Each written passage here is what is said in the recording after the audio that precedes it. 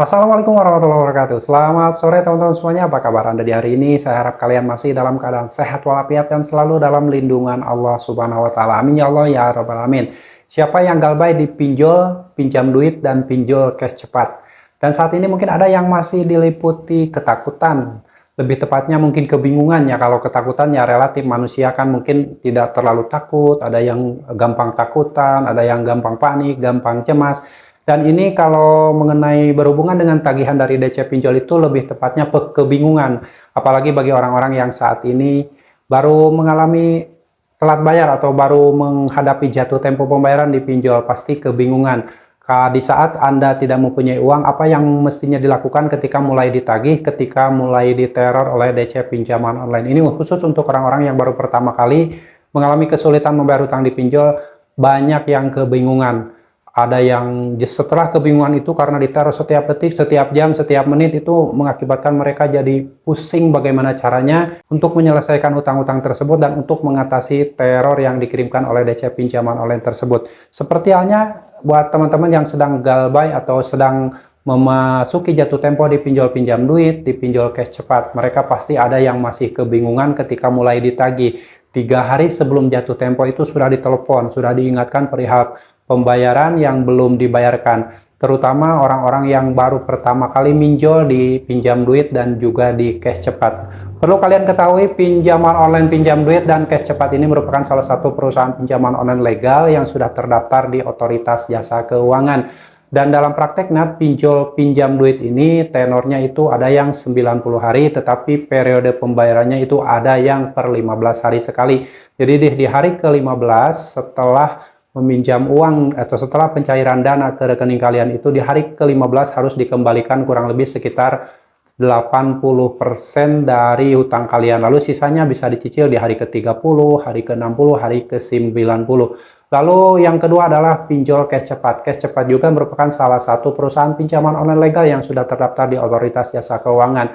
Nah, di cash cepat ini ketika meminjam uang di cash cepat itu tenornya ada yang 90 hari, tetapi periode pembayarannya itu per 30 hari sekali. Nah, nanti kalau misalkan kalian mengalami kesulitan ketika mendekati jatuh tempo di cash cepat, itu bisa dilakukan restrukturisasi. Misalkan awalnya kalian mengambil tenor 30 hari dengan sekali bayar, lalu karena kesulitan membayar, kalian bisa mengajukan restrukturisasi, perpanjangan tenor. Tapi perpanjangan tenor ini tidak membayar biaya perpanjangan. Di cash cepat ini restrukturisasi, jadi asalnya bayar 1 kali bisa dijadikan pembayarannya jadi 2 kali, 3 kali, 4 kali, itu tergantung dari persetujuan pihak cash cepatnya. Dan dengan seperti itu kalian mungkin pembayarannya akan lebih ringan. Tetapi kalau kalian memang sudah tidak mampu bayar, ya sudah, gagal bayarkan semua pinjol-pinjol Anda, tidak usah memikirkan lagi tentang restrukturisasi, tidak usah memikirkan lagi tentang membayar biaya perpanjangan, membayar dengan dicicil, karena semua itu bukanlah solusi, justru itu akan semakin menyengsarakan kalian, semakin menghancurkan perekonomian kalian. Jadi sebaiknya jika kalian sudah mengalami kesulitan membayar hutang di pinjol cash cepat atau pinjol pinjam duit, sudah gagal bayarkan semuanya, aman, tidak akan ada DC lapangan yang datang ke rumah. Oke, berikut ini saya akan bacakan penagihan dari pinjol pinjam duit dan juga pinjol cash cepat yang dikirimkan melalui email.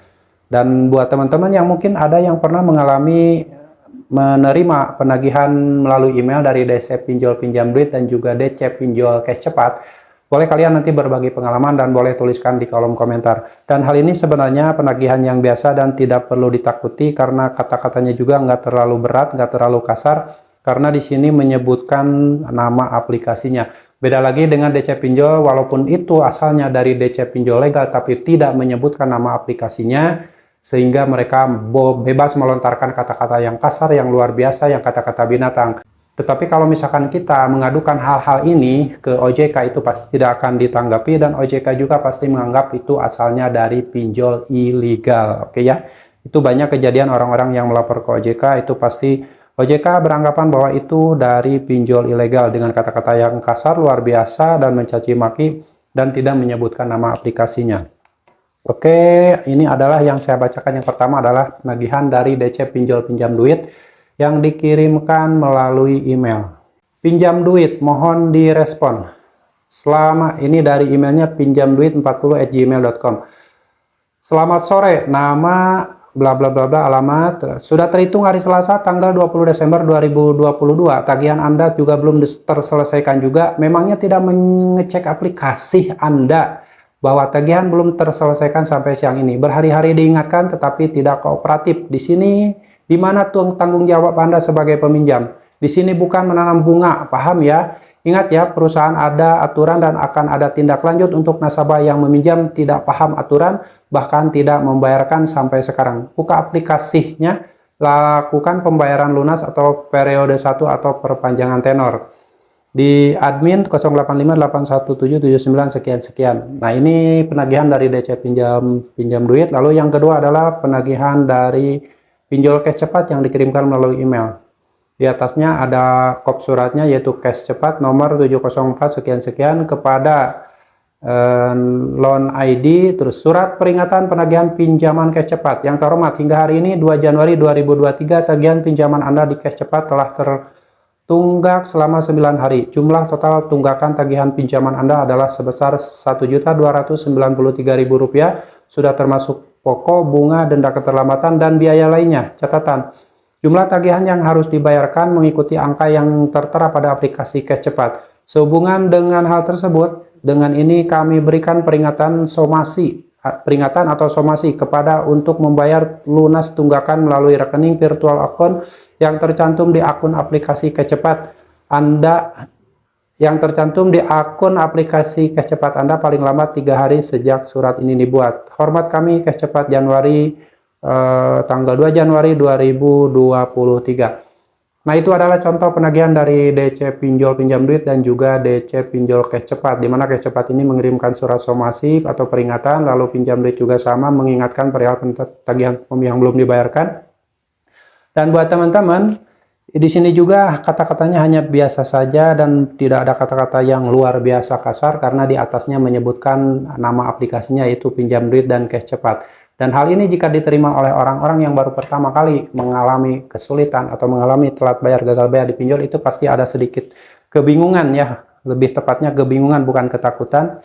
Karena kalau takut apa yang mesti ditakuti, ini hanya kata-kata saja, hanya mengingatkan saja, tapi kebingungan apa langkah selanjutnya ketika menerima penagihan seperti ini. Nah, saran dari saya ketika kalian mulai ditagih dengan cara-cara seperti ini, dikirimkan email, chat WhatsApp, dikirimkan SMS, ditelepon oleh DC pinjol cash cepat atau pinjam duit, sebaiknya kalian jangan pernah meresponnya, jangan pernah membalasnya. Dengan seperti itu, mereka akan bosan sendiri dan kemungkinan tidak akan menagih lagi pada kalian. Yang masalah gagal bayar di pinjol itu, kalau terus kalian merespon penagihan dari DC pinjol, itu akan menghancurkan mental kalian karena si DC akan terus gencar-gencar menagih kalian, bahkan akan mengirimkan penagihan yang tidak menyebutkan nama aplikasinya dengan kata-kata yang luar biasa kasar.